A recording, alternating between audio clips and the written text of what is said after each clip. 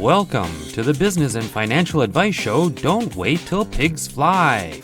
Brought to you by Mega, the monthly Entrepreneur Growth Academy, your very own group of professional peers offering instant tips, training, and business networking. Learn how to have more time and increase your income by joining Mega today. And now, it's time to get your business momentum in action. We all know the importance of good health, but for most of us, the motivation to work toward good health is weak. I'm Scott Card, your producer of Don't Wait Till Pigs Fly with Nancy Becker. As entrepreneurs, good health is important for our bodies, but also important for our businesses. It has been said that a sedentary lifestyle is the same as having a smoking habit. On the other hand, when we take care of ourselves, we gain new levels of productivity, more energy, and greater focus. The surprising truth is it does not take a whole new regimen to get started. One small step in the right direction can get us on our way. Nancy's guest today is Dr. Robin Odegaard. Dr. Robin is going to share with us some of those small steps that will lead to big results, both physically and mentally, as well as help keep us on the right track with our businesses. Let's join our host of Don't Wait Till Pigs Fly, Nancy Becker, and her guest, Dr. Robin. Hello, everybody, and welcome to another episode of Don't Wait Till Pigs Fly, where we talk to successful business owners about how they successfully run their businesses, so you, the listener, who also is a business owner, can get the aha moments that you so deserve and put those into effect to grow your business and soar higher. Today, we're talking with Dr. Robin, who's a former competitive beach volleyball player and has spent her career using goal achievement psychology to motivate, inspire, and focus her clients on achieving success. She holds a certificate from the Center for Nutrition Studies at Cornell University. Along with her husband, Russ Bruzano, she is the founder of the Whole Food Muscle Club and author of How to Feed a Human, the Whole Food Muscle Way. Welcome, Dr. Robin. I'm so happy to have you with us today. I'm thrilled to be here. Thank you so much. So, we are going to throw things a little bit of a different focus today, and we're going to start out by asking you just exactly how you got started in this kind of a business. That's a really good question. So this business, the Whole Food Muscle Club, came about because I've always been athletic. I've always been really into nutrition. And then when I turned 40, suddenly I felt like my body betrayed me. Suddenly the body that had always been in good shape, I always thought I ate healthy. I started gaining weight. My cholesterol started going up. My doctor started talking about medications I should take on a daily basis. And I was like, no, wait, this is not my body. What happened? And when I told my doctor this isn't right, she said to me, Robin, you're over 40. You should just expect to gain weight. That's just how it is. Maybe you should see a psychologist about your body dysmorphic disorder. And I thought that was funny because I'm a psychologist and she's not. And I said, I don't have body dysmorphic disorder. I'm overweight. That's the problem I have. And so I started really digging into nutrition myself. For me, it was more about me. And, I was still doing my executive coaching and my speaker coaching and all of that business. But for me, I wanted to understand nutrition better. And I really went down the rabbit hole. I spent thousands and thousands of hours studying. But when I figured it out, the weight went away. My cholesterol came down without medication. And suddenly my clients started saying, wait, well, hold on a minute. What did you do? What changed? You used to be like us and now you're not anymore. And now I'm back at my weight that I was when I played competitive volleyball. I never count calories. I don't think about macros or micros. I just eat real food and stay away from fake food. And that's when this business kind of started, was that people started saying, what are you doing? And I realized, if people want help doing this, if I'm going to not do as much of my other business, my other coaching, then I need to make this profitable as well. Yeah, that makes a lot of sense, and it's a great pivot. You saw what seemed to be working. You saw something that you enjoyed doing, and you were able to switch paths and go into something else. And it's interesting because I understand exactly what you're saying about the doctors and all of that. I was in a very, very bad hit and run car accident about 5 years ago, and I can't walk anymore. I'm in a wheelchair. I'm all kinds of stuff. And as a consequence of all of that, I contracted nerve damage. And just 2 days ago, had a spinal stimulator implanted into me. And there's all of these things going on with my body. And I'm telling the doctors, this is not normal. This is not right. There's something wrong. And nah, poo-poo, it's okay. And my husband's a paramedic, so we got home after the surgery, and he looked at the bandages on my back, and they were just absolutely soaked in blood. And he panicked, and called the doctors, and the doctor says, well, you've got to expect a little bit of seepage. And he says, this isn't seepage. Right. Took a picture of it, sent the photo, and they absolutely had a conniption fit. It got me back into the doctors immediately, and I'm just going, we tried to tell you. And that's frustrating, isn't it? Yeah, you know your body better than anyone else. And I've got a lot of weird things that go on with my body that, doctors don't normally think of. During the surgery, I said, don't give me full anesthesia. I won't come out of it. And I was one of the first people in the morning to have the surgery, and I was the very last one out at night. And my doctor was scared to death and sat right beside me the whole time because I wouldn't wake up. Yeah, well, you tried. And it's frustrating to me how many people have major life issues because doctors didn't listen to them. And no, I'm not begrudging doctors. They're awesome. I love the medical community. They're great. But I do wish that they listened better. And I mean, and that's what I tell my clients is, let's look at your body. Let's have these conversations. Let's figure it out. And let's include your doctor. And if you don't have a doctor that's inclusive, then let's talk about whether maybe you need to look at finding a different doctor. Yeah, and I think that's what's so important is absolutely doctors are essential. And, there are some times when alternative medicines are good and helpful, but there are other times when, you've got to have a doctor. But that means they've also got to have someone like you. Right, and that's what the Whole Food Muscle Club, when people come, I'm happy to share as much as I know. I also know where my lane stops. And when I say to someone, this is not a psychology issue, this is not a nutrition issue, this is outside my area of expertise, let's find someone who has expertise in this area. Because, I think it's super important to have people who know their lane. And unfortunately, a lot of medical doctors don't have nutritional training, but they want to give nutritional advice. And that frustrates me immensely.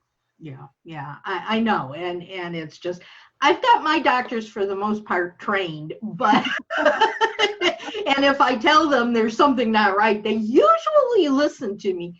But the one that just did my surgery is relatively new to me. And go, nah, and I love her. I love her. She's great, but she also thinks I'm the doctor and I know better than you. Yeah. But it's very interesting, and something you mentioned I think is also very interesting, and that is that health and wellness and nutrition all have a psychological component to them.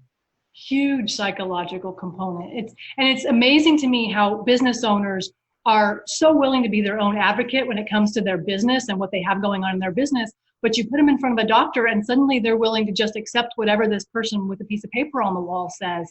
And that's so dangerous. We have to be willing to be our own advocate in our health as well as in our businesses. And I think that's part of what we do. It's part of what the book, How to Feed the Human, helps people do is if they have some knowledge to talk to their doctor about, then it's not just the doctor spouting information at them. They can say, well, this is what I know, and kind of create that balance. And I think that's super helpful in being your own advocate. Yeah. Really interesting. And I keep going back to all the different weirdnesses of me, but I'm also a diabetic. And my insurance company, don't you love insurance companies? No, let's not even go down that rabbit hole. has decided that one of my insulins I can't take because it's too expensive. And there are these other ones out there that, are exactly the same thing and are going to do exactly the same thing for me. So they've refused to pay for this one insulin, and it's like $700 a month for this, and there's no way I can pay that. But so we tried the other ones.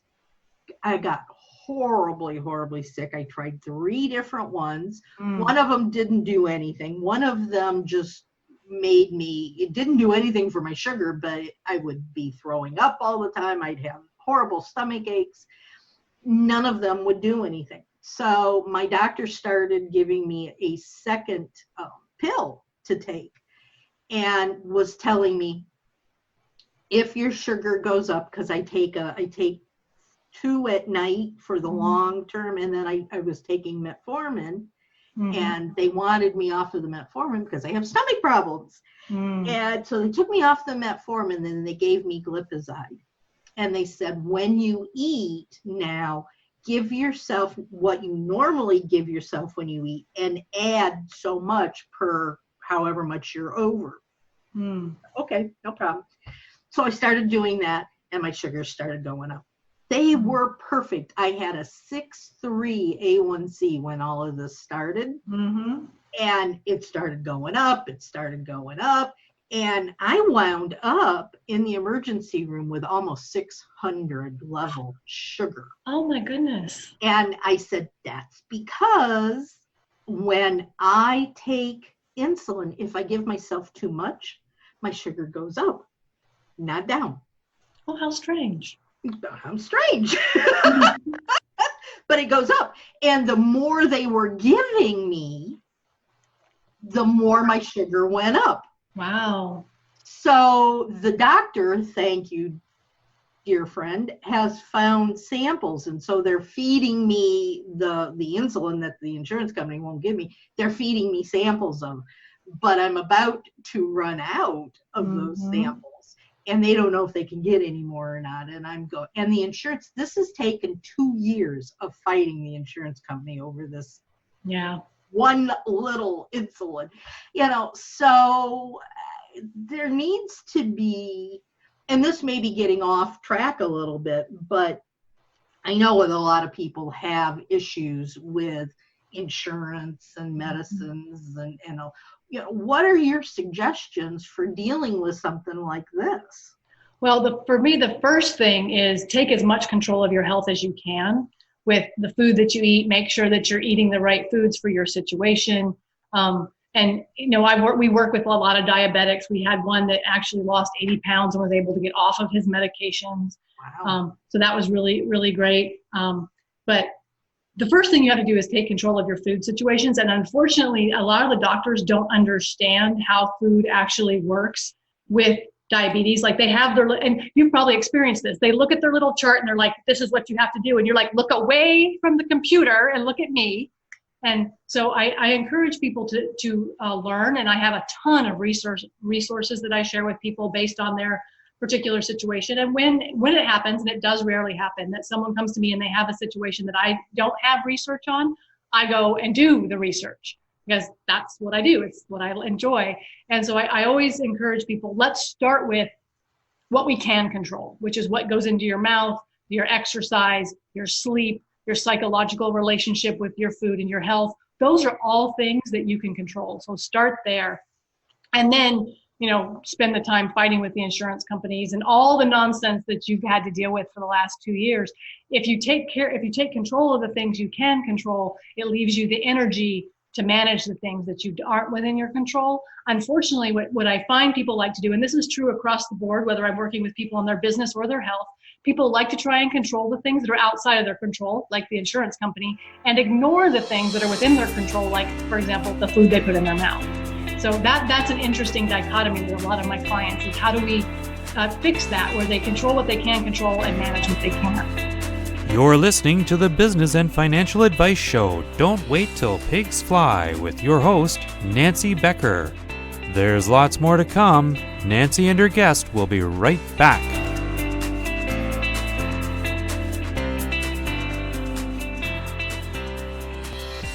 you ready to go shopping? Sure, just let me go to the backyard and pick some $20 bills off the money tree. Oh, grab a few for me. A money tree? Hey, you ready to go shopping? I can't afford it. Really? How's your business coming along? Good, but sales could be better, and with all the expenses. You should join the Fast Track. Fast Track? It's the Fast Track Your Cash program. It gives you just the right momentum you need to boost your personal business. The Fast Track Your Cash program is professionally designed to target customers specifically tailored to your business, increasing your revenue. It can happen faster than you think. Feel more empowered with your own unique steps to give you back your time while making your business grow fast. Visit us right now at businesssuccessunlimited.com. businesssuccessunlimited.com. Fast Track Your Cash. I'm joining today. Do you feel frustrated, disconnected, or unfulfilled in your relationship? If you said yes, you're not alone. Hi, I'm Anza Goodbar, intimacy coach and sex educator. Nearly 70% of all couples in the U.S. claim to be dissatisfied with their relationship. But the good news is you don't have to be. If you're ready to open your heart to feel more connected to life, yourself, and your partner, join me and 5 couples at the Intrinsically Intimate Couples Retreat in Barbados. You can find out more details at www.anzagoodbar.com/retreats. Are you a small business owner wondering about your next step for growth and success? What if you had your own dynamic group of professional peers, a group that supports your business with fresh new ideas, beneficial training, accountability, and more? MEGA, the monthly Entrepreneur Growth Academy, is a professional peer advisory group dedicated to supporting fellow business owners. Learn about processes and strategies that will get you more time and money. When I first joined the Mega Group, I was struggling in a business that wasn't right for me. Now, I own a local business where I live out my passion every day. Last year, the revenue of my business tripled, and we are on track to hit even bigger goals this year. The accountability and feedback of the Mega Group have been invaluable. The Mega Group can help you focus on the right things and start building momentum. Join the Mega Group today at don'twaittillpigsfly.com.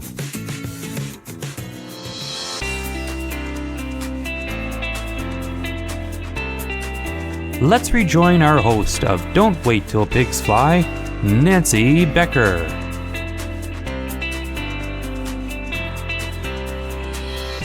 I'm going to jump into this question now instead of at the end because it just seems like a proper lead-in for this. But for me, for anyone else who's listening to this who says, yeah, I'm tired of being sick. Mm-hmm. I'm tired of, my fingers are so sore because I'm pricking myself 20 times a day because my sugars are going up and down. I'm tired of it. Mm-hmm. And I don't eat. I may, if we go out to a restaurant, I bring home 4 more meals. Wow. Just in the one meal that I've purchased. Mm-hmm. I, like this morning, I had a diet shake. I had a glucerina. Mm-hmm. I won't eat anything again until tonight because I'm not hungry. Mm-hmm. And I know that's not right. I know it, but it's also what happens. I can't get up and do my own cooking, for one thing, Right. because my husband's at work, So if someone says, either I don't know what the heck I'm doing, Mm-hmm. can you help me? Or I do know what I'm supposed to do, but for whatever reasons, it's not happening. I want to work with you, Dr. Robin. Mm-hmm. What do you do? How do you deal with something like that? So the first time someone comes to me, they find us for a lot of different ways, but they go to wholefoodmuscle.com and they go to the services page and they book a 20-minute free consultation. Let's talk about where you are, what you have going on, what your situation is, because depending upon where they are, depends on where we start. If someone says, I have no idea what I'm doing, that's one thing. If they say, I kind of know what I'm supposed to do, but I'm not doing it, and I have these mental blocks, that's a different thing. Some people come to us and they have their food straightened out and they just want exercise. Because my husband's a former trainer on Mr. Olympia Tour, so we do trainings. So sometimes they want the whole package. So the first thing we have to do is figure out where are they, and that's where we start. It's with that 20-minute conversation, and then assuming that they want to move forward, there's a few different options. They can join the Whole Food Muscle Club, which is an online resource. There's a community page. There's recipes. We do a monthly webinar. It's a live Q&A where people can come and ask us anything they want. Some people email us questions ahead of time, so they do that. They can talk to each other on the community page. There's a lot of options if they join that. There's one-on-one consulting, so they can hire us to do that. And then we also do corporate training. So sometimes people just like, come and teach this to my corporation. So we do those. So it just really depends upon where they are and what they need. But one thing that came to mind for me when you were talking is something that people don't realize, especially in the United States, and that is being overweight and undernourished, which it happens a lot in the United States, where people are eating a lot of calories, but not a lot of nutrition. And so they gain weight, but their body is starving. And that combination creates some really, really bad health outcomes. And so that's something my biggest challenge with my clients is getting them to eat enough. When I start teaching them, this is the kind of food I need you to eat, getting them to eat enough of it is really one of my biggest challenges, because they're so used to being at this extreme portion control, which puts their body into a famine mode. And trying to get them out of that famine mode is really one of the biggest challenges I face. Oh yeah, and I've been in that for years, and so I understand exactly what you're saying. But do you mean to tell me that my Hostess cupcakes aren't nutritious? Well, here, what I tell my clients is anything, I call it fake food. Anything that's designed to make a company money is not designed with your health in mind. Oh, darn. If it's designed to make a company money, it's probably not going to be very nutritious for you. The only thing that I ever eat, the only thing I'm ever hungry for is chocolate. And part of that is because I think it's because I'm in so much pain, and the chocolate seems to, negate that pain a little bit, and I'll eat my M&Ms. Bag of M&Ms are sitting here beside my desk, and I can just eat 2 or 3 of them at a time and I feel better. But you're absolutely right in everything you're saying. And it's hard. It really, really is hard to get, number one, because we actually, and this is a funny story, we moved from Washington, D.C. back to Michigan about 10 years ago to take care of my mother and father, who were getting old. Mm-hmm. We needed somebody here to watch over them. And my mom, both my parents died from different dementias, different types of. That's so hard. But my mom died 2 years prior to my dad, and my dad was great up until like 3 months before he died. And funny, what it says on his death certificate is he died from lack of appetite. That's an interesting cause of death. Mm-hmm. And he loved donuts, he loved ice cream, he loved all of those different kinds of things. He would never get anything at we had to put him into a nursing home, and he never would get any of that at the nursing home, and they would not allow us to bring it into him. So he just stopped eating, and that was it. And it's unfortunate because, there's very little that the human body is designed to eat. But sugar is one of those things. You can give an infant right out of the womb sugar and they like it. Anything else other than breast milk, they're like, no, don't give me that. But sugar, that is one thing that our brains are very happy to ingest very quickly. Yeah. But so my husband does all of the cooking, and he even did it back then when both of my parents were here. And he was working like 4 jobs. So we hired, and we live in Amish country. So we hired an Amish lady to come into our house once a week and make like 5 meals that we could then put in and Amish women are good cooks generally. I'm sure. And so she would make all these meals, we'd put them in the freezer, and then we'd just take them out and, warm them up when it was time to eat, which saved my husband a ton of time and energy. My mom refused to eat them because he wasn't doing the cooking. Oh. So that went out the window. But he will not eat fruits or vegetables. Absolutely will not. And why, people say that to me, and I always wonder, and I work with clients on this too, but why? What is it behind them that he won't eat them? I have no idea. His comment is, he won't eat mushrooms, he won't eat broccoli. And he says, well, I was a Marine for 24 years. I don't need to eat bushes.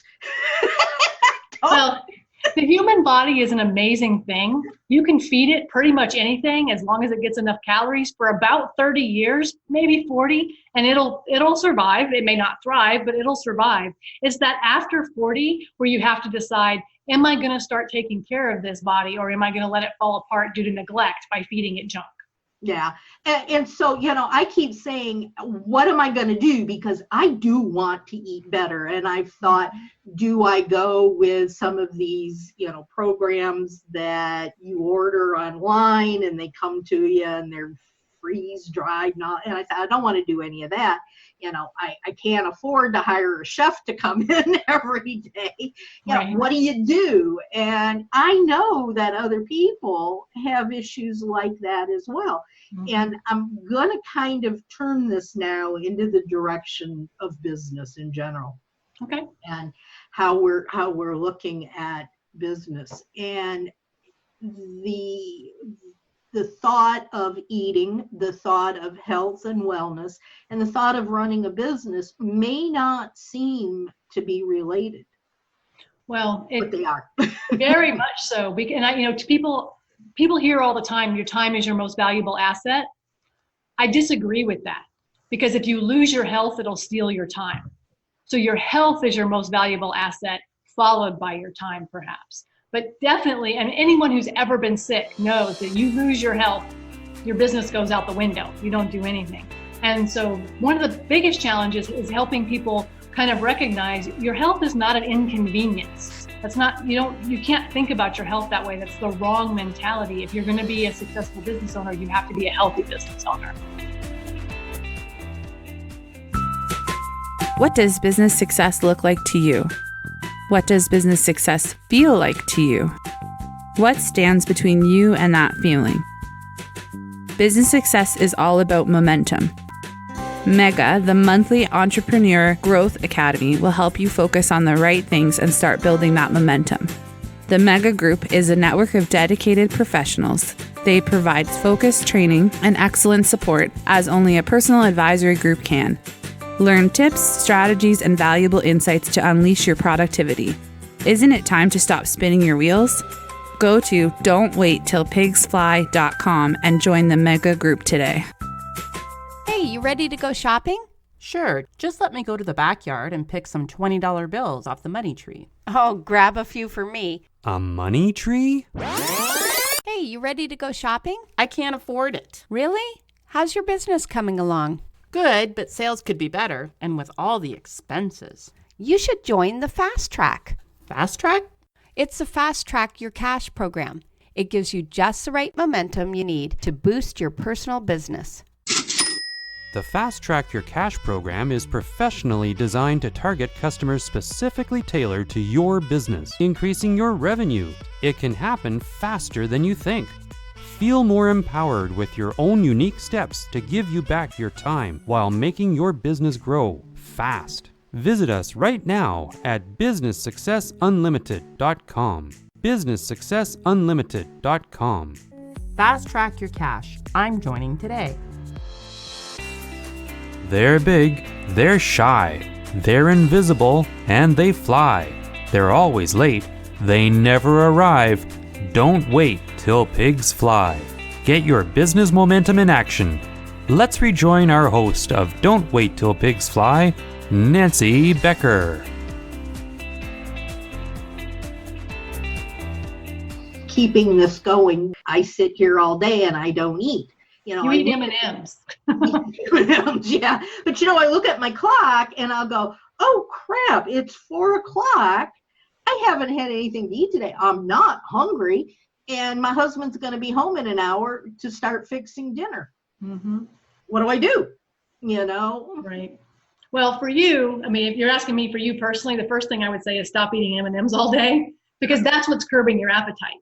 That sugar calorie is what's curbing your appetite. Your brain's like, well, all right, we got this drip of sugar coming in. So, but there's no, there's no nutrition in it. No. So, what could you eat instead? And, one thing that might be easy for you would be, frozen fruit or frozen vegetables that are already pre-chopped, pre-washed, pre-everything. All you have to do is pull them out, maybe, pop them in the microwave for a second or two, and then you can eat them easily. But what about, because I hear this all the time with other business, I'm too busy to eat. I'll drive through McDonald's, or I'll grab myself a shake from one of these companies that sells the shakes and all those kinds of things. Is there, and then they say, well, take your lunch, pack a lunch and take it. And people go, oh my God, I don't have time to even breathe. How am I ever going to sit down and pack a lunch? Where am I going to eat my lunch? I'm on the road. How do you answer those kinds of questions? Well, so the first thing goes back to what I just mentioned, is that people viewing their health as an inconvenience. So when someone says, I don't have time, would I ask them to say instead, rather than using that sentence, that's not a priority. So what you're telling me is your health, your eating well is not a priority to you. And then I ask the question, is that true? Is your health not a priority? And if your health isn't a priority, then I continue doing what you're doing. It's going to kill you. You're going to be sick. You're going to not be well. You're not going to be able to run your business. But if you can legitimately tell me my health is not a priority, okay. But if when you say that, if when you take out I don't have time and you replace it with that's not a priority, you get a feeling in your gut that says, oh, that doesn't seem right. That doesn't seem like a good idea to me. And I have yet to have anyone ever legitimately say to me, no, my health isn't a priority. I don't care. No one has ever said that to me. Pretty much everyone says, no, my health needs to be a priority. How can you help me work on that? And so then we have to dig into the psychological, emotional relationship with their health and their time and their business and all the other millions of things that they have pulling on them, and say, okay, why is this a priority that it is? When you say it's not, it feels bad, but you don't treat it that way. So what's up with that? So that's the first thing you have to work on, is kind of balancing out that I don't have time as an excuse for ignoring your health. And that's a hard thing to do. Every client has ever come to me has struggled with that. Once you get past that and you're like, okay, I have to make time for my health. Then you can start digging into, I have a recipe, it's an Asian quinoa recipe. It's quinoa, peas, corn, I think it has some carrots, maybe some onions in it, and an Asian dressing that we make that has no oil in it. And it's awesome, cold, hot, or room temperature. And it's one of those things you can make in big batches. I cook once a week on weekends. I make big batch of whatever, and then we eat that with usually a salad or fruit or whatever all week. But you can literally throw it all together and be done. Take it with you, just carry a spoon. There's literally a spoon in the glove compartment of my car. I love that. I love that. That's great. So just don't eat while you're driving. No, not while you're driving. And I really prefer that people spend time eating. Shouldn't be something that you like throw food in your gut while you're doing something else, because it doesn't give your body a chance to, really pay attention, tell you I've had enough. One of the reasons that the way that we teach people to eat, the whole food muscle way, works is there's no measuring, there's no counting, there's no anything. It's actually learning to recognize when your body's hungry, when you've had enough, when you're getting nutrition, and when you're eating junk. And you can't do that if you're driving down the road trying to shove food in your mouth. We joke because my husband and I were out on the road one day, and he's driving and looking around. We play this little game because when I first met him, a purple elephant with pink polka dots could walk right in front of me and I wouldn't see it. I was the most oblivious person in the world.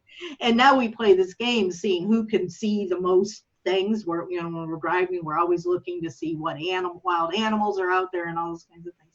So I'll be looking around trying to see. And this car pulled up beside us with this woman carrying a big bowl with chopsticks, eating spaghetti. Driving the car. And I went, I think we need to, when the light changes, gun it. Get away from someone eating spaghetti with chopsticks in the car. Yeah. The multitasking with food has become an obsession and unfortunately a detriment in our country. It's really sad. Yeah.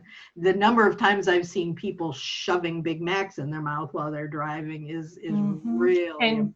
Big Macs are designed to make a company money, just for the record. Oh, absolutely. So, okay, now we get that we need to make our health a priority. And I think a lot of us don't realize that. I really think being sick for the last 5 years, I get it, and I really want my health to become a priority.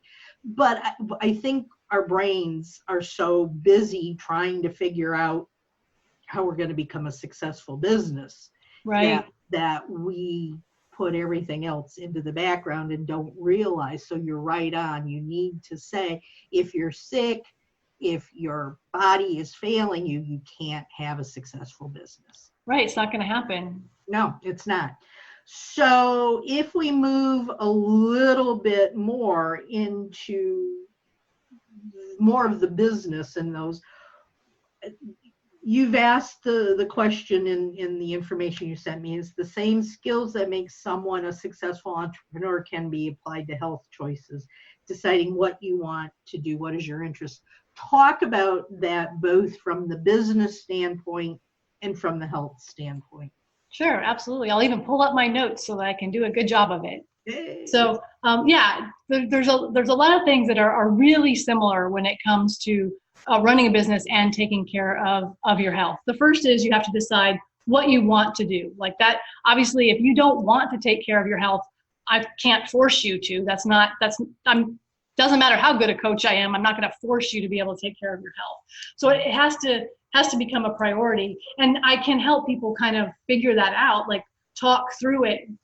So I have had clients hire me and say, I want my health to be a priority. It's not. Can you help me figure out why? What's broken?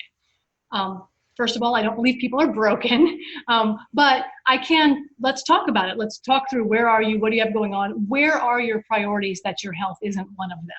And it's an interesting conversation because everybody obviously is unique, and finding out why is it that what they want to do and what they're actually doing are different. So where is that interest? That comes to the same is true for business, right? How many times, I'm sure you've seen it, people come to you and I have all these ideas, I don't know what to do with them. Yeah. So same process. And how does that then go into learning how to do it? So when you do a business, you can't just, and I made this mistake when I opened my first business, I guess it's been 10 odd years ago now. You can't just throw up a website and announce yourself and people come. That's just not how it works. So you have to figure out how does your business run? The same is true with your health. Okay, now your health is a priority. Perfect. What are you going to do about that? What does that look like? Mm-hmm. And that requires, learning. And whether you do it the way I did, which is spend, a million years studying and taking classes and being online and reading books, or you do something like hire someone like me to shorten that learning curve. That's an option too. So what you want to do, then how? Okay, what are you going to do? What does that look like? And you've seen it in business. People have to do the same thing. You have to figure out, how are you going to do that? The next part, I think, becomes a little bit of the challenging part because it requires a little bit of grit, which is the willingness to keep doing those mundane tasks, right? The mundane things. When I tell people I eat oatmeal with fruit and seeds every single day, with rare exception, that's what we eat for breakfast. It's almost 1,000 calories, which freaks people out because calories in, calories out isn't really a thing. But that's a mundane thing, right? Every day I eat oatmeal with blueberries and seeds and some spices. And that's mundane, but that's what makes my health work. The same is true in business. It's those mundane tasks. Maybe you have to make those cold calls, maybe whatever it is you have to do in your business. Doing the mundane things all day consistently is what makes greatness. And that's true in sports, it's true in business, it's true in your health. You're listening to the Business and Financial Advice Show, Don't Wait Till Pigs Fly, with your host, Nancy Becker. There's lots more to come. Nancy and her guest will be right back.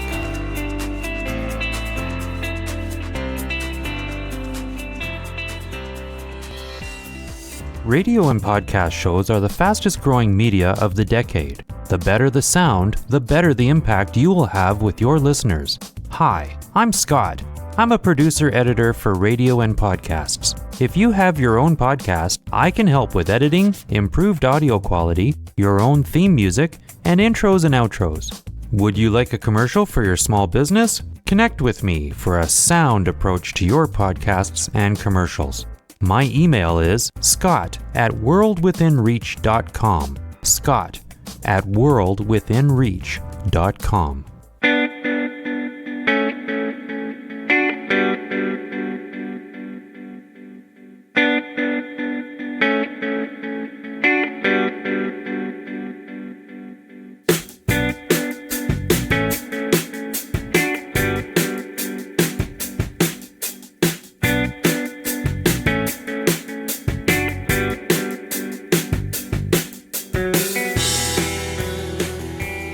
That brings up an idea that I think about periodically, and it just made it come to mind now too. One of the things that I do with my clients when I'm talking to them is talking about the consistency and getting out there and doing the things, over and over and over again. And they all go, nee, I don't want to hear you. It's not something that I want to talk about. But then I stop and think, what if you're a tennis player? What if you're a golfer? What if you spend hours a day in the gym lifting weights and all those things you do repeatedly because you want to make yourself better, you enjoy it, it has some sort of a endorphin response, whatever. But when it comes to business, you don't take the same enthusiasm, you don't take the same mental programming in your business that you do with sports. Right. What can you do to change that? If you're serious about having a successful, growing business, how do you do that? So one of the things that, and it's true in sports, and I have a background in sports psychology. One of the things that makes someone a really good athlete is having that grit, that ability to get up and do the thing again, and get up and do the thing again. Even if you're not seeing results right away, get up and do the thing again. And that's true in business, it's true in health. Some people have grit. The people who are professional athletes, they obviously have it themselves. Some people don't. They don't have that ability. But the interesting thing about grit is you can use someone else's grit to further yourself. So you can hire a coach who has grit, who's going to keep you accountable, who's going to ask you these mundane things, who's going to pry into, okay, you said you were going to do X, Y, Z thing. Why didn't you do it? Let's look at why you didn't do it.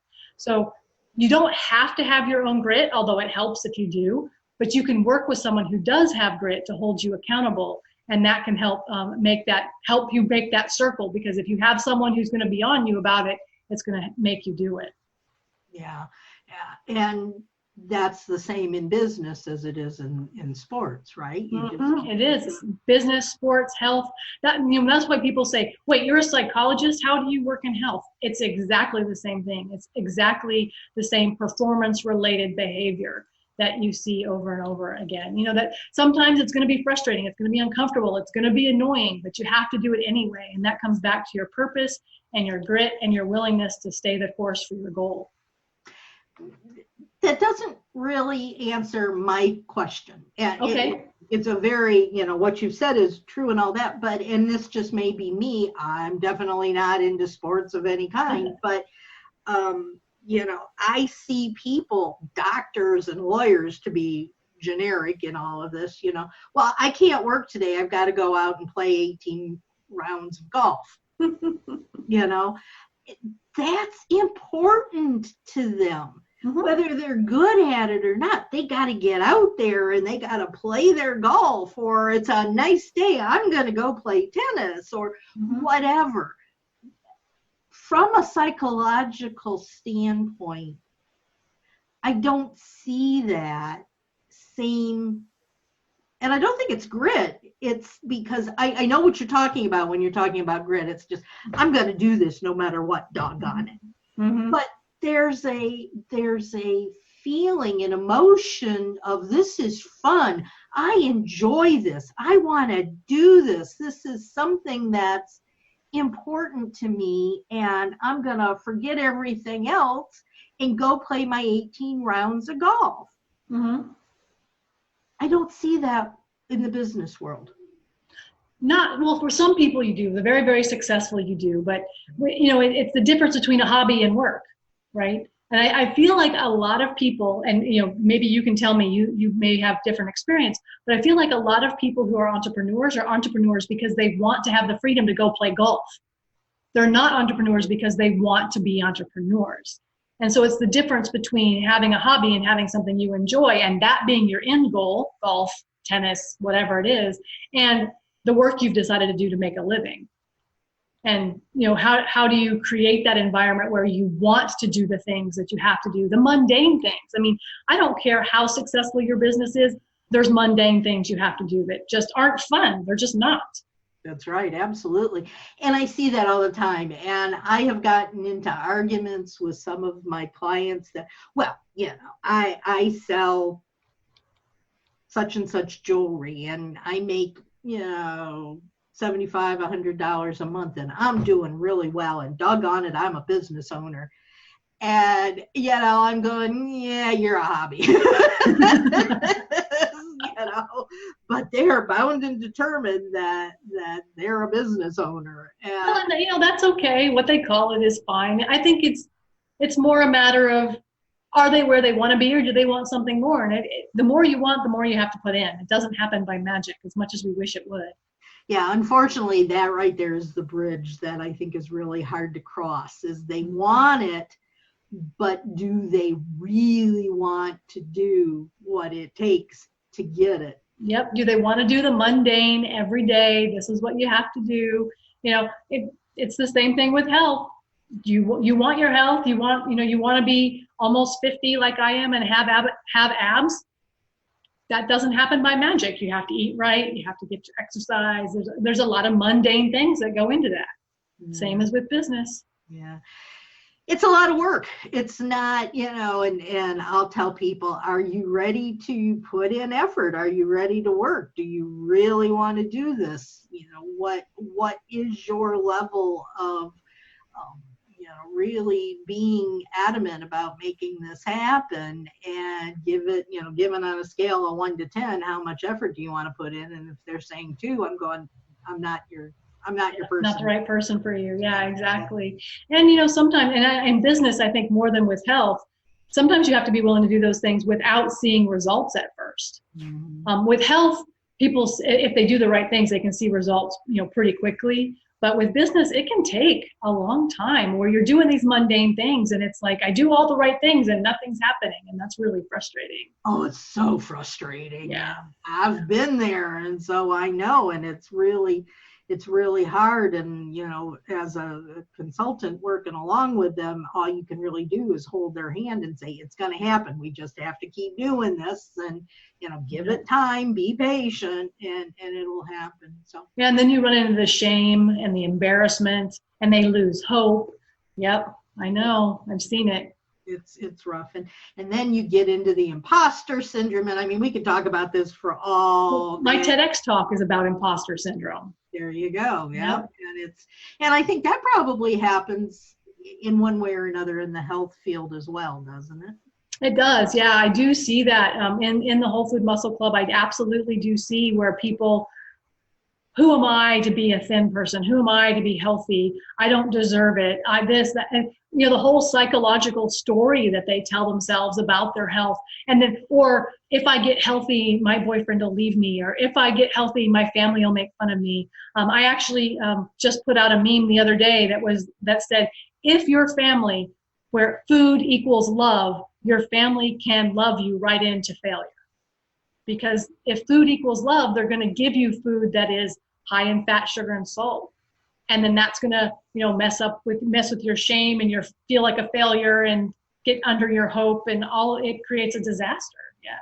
Yeah. It's really interesting in how all of these things relate to each other. And I'm so upset by all of it. I'm going to go have a piece of cake. And that's the thing, right? And that's an emotional response to food. And so many of us do use food to mitigate our emotional relationship with life.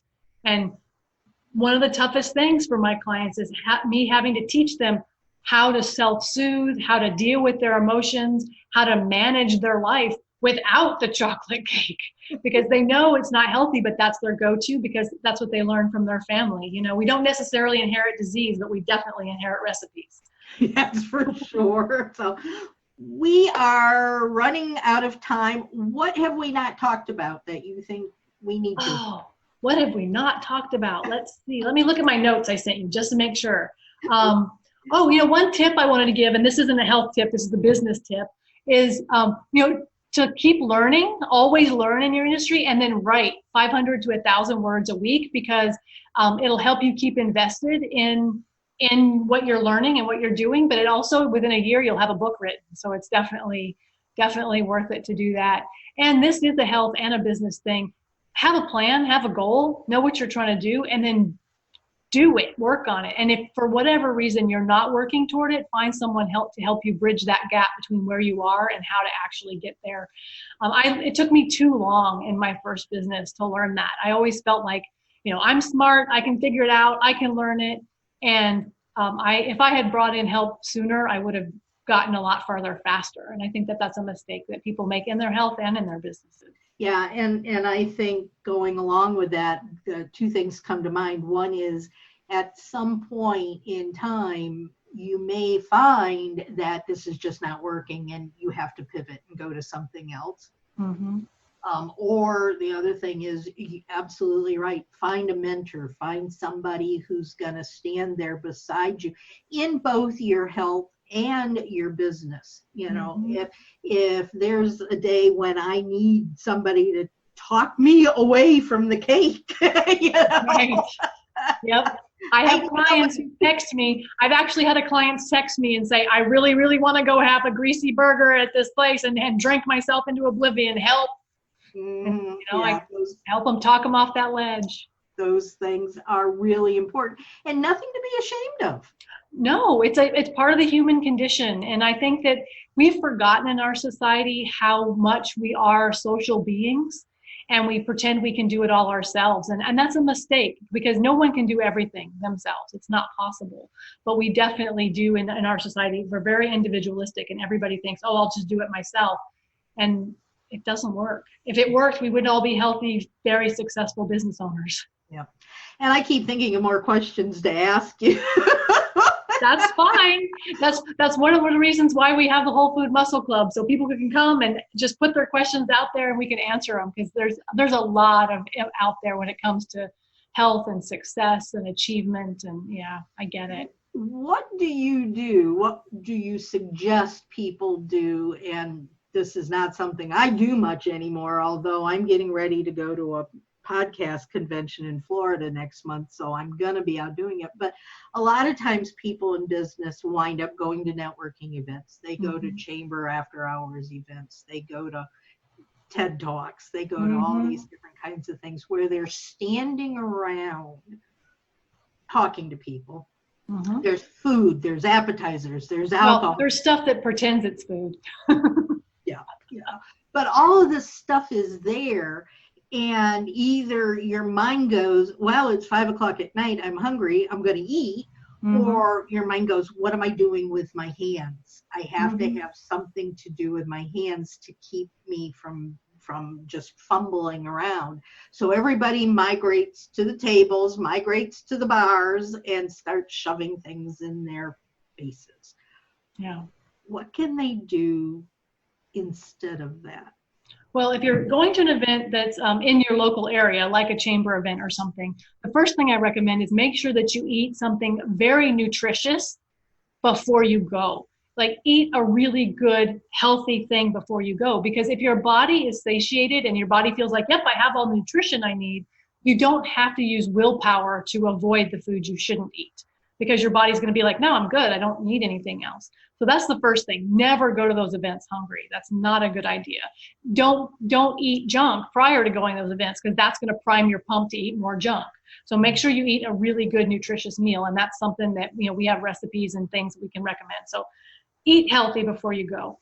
When you get there, have a glass of water in your hand. That's fine. If you want to have, we don't recommend alcohol, of course, because it's a carcinogen, but if you want to have one drink, that's a personal choice. But kind of know what you're going to do. The other thing, and this is me as a former speaker coach speaking, learn to be comfortable in your own skin so that your hands aren't a problem. Like, your hands are part of your body. They should not be uncomfortable. And that is something that I have worked with clients on, is how to just be confident in their own space so that their hands aren't awkward. That's a learning curve too. Yeah. So much going on in my head. I mean, I could keep talking all day long and pulling information out of you. This has been great. I wasn't really sure how this interview was going to go, and I've loved every minute of it. So thank you very, very much. You've mentioned your website, but mention it once again so people know how to get a hold of you. Yep. So it's wholefoodmuscleclub.com. And they can go there and they can get access to the club. There are articles that we write. They can get on our newsletter. There's a lot of different things there. They can get access to all of our social media. We're on Facebook, Twitter, Instagram, all that stuff. But if they go to wholefoodmuscleclub.com, they can find us and get all that stuff. Can they buy your book from there too? Or they can get to the book. The book is on Amazon. So How to Feed a Human, The Whole Food Muscle Way is on Amazon, Barnes & Noble. Basically, any bookstore can get it for you. If they're not carrying it, they can order it. But obviously, there is a click on this button and go get our book on the website as well. Yeah. All right. Wonderful. Thank you so much. And I hope everyone listening today has been sitting here taking notes. I know I have. And doggone it, now I can't go get that piece of cake I wanted so bad because I'll feel guilty. No, don't feel guilty. Make a choice that's healthy. But everybody, takes this good advice and use it. Implement it. If you have questions, I would suggest working with Dr. Robin. She's got some great information and great ways of supporting her clients, and it would be good for you all to do. If you like today's conversation and you're looking for more every week on Thursday evening at 5:00 Eastern, the Don't Wait Till Pigs Fly podcast will be up and having another wonderful interview with another successful business owner, helping you with your aha moments, putting tools and strategies into action to get your business soaring higher. If you have questions, put it in the comments below. If you like us, download us, subscribe to us, and please share this and the other episodes with your friends, colleagues, family, anyone who has a business that wants to grow and be more successful. Until next time, everybody, thanks so much, and we'll talk again soon. Get out there, be productive, and soar higher. Take care, y'all. That's our show for today. We'd like to extend special thanks to our great guest, our sponsors, and our wonderful listeners. Today's show was produced by Scott Card. To find more of Nancy's podcasts and our sponsors, go to don'twaittillpigsfly.com.